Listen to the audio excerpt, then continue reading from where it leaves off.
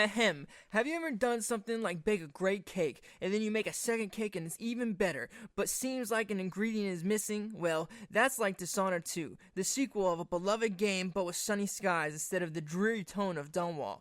First topic, and I'm gonna make this brief. You have two ways of getting rid of people, lethal and non-lethal, the latter being much more difficult because it takes considerably more time to knock them out and rather than executing everyone.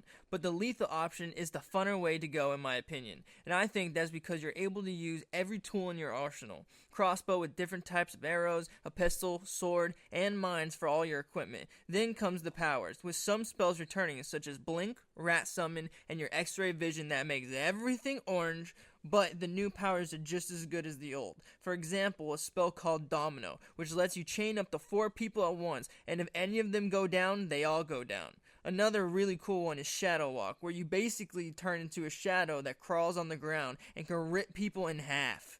I mean, that shit was fun. Alright, now for the story. I'm now going to tell you the entire thing in bullet point fashion. For starters, you're the queen in your court. Psh! Then your aunt shows up and takes your throne and says you're a murderer. Psh! You escape and make your way to ship captain for some reason. Psh!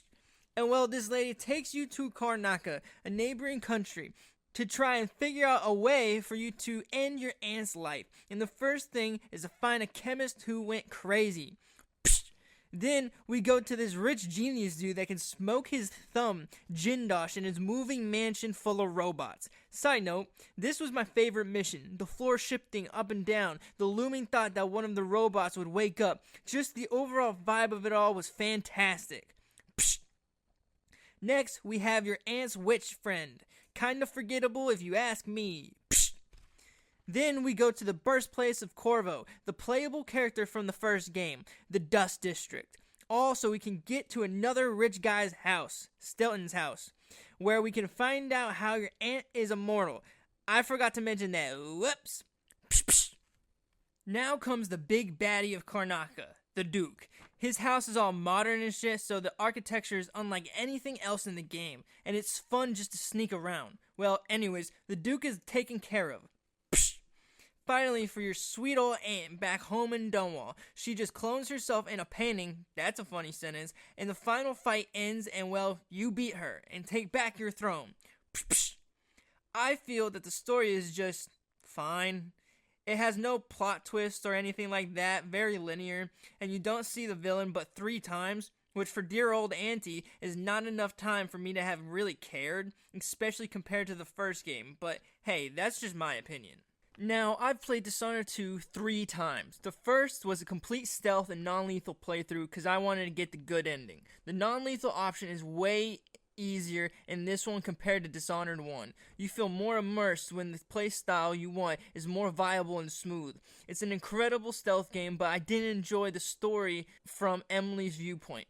At the beginning of the game, you pick between Emily the Queen or Corvo, her father and royal protector, each having their own abilities and story bits. But when I started my lethal playthrough as Corvo, I almost immediately liked it more. He doesn't talk politics or have any thoughts other than saving his daughter, the Queen. And by God does he not care about how much blood he spills. Now, being able to use violence, all the tools and spells are available for use, making the game, of course, less difficult but also way more fun. But I was using stealth still, not as much but still quite a bit, and thought if I'm having a better time playing with lethal force, what if I just didn't use stealth except if required? So my third playthrough started, and boy, I never had so much fun being a maniac. And because it was a new game plus, I could use spells from both characters, making the combinations of abilities even more of a blast. The game gives you power, and instead of making you play their way, they encourage creative thinking and playing your own style, making any type of playstyle something you'll enjoy. That's why I'm gonna rate this game 8 adrenaline shots over Dead Queen Lover Lady Heart.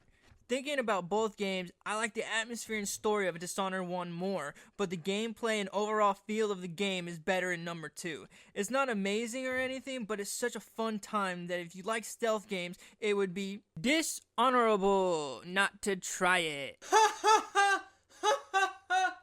I hate myself. Tee.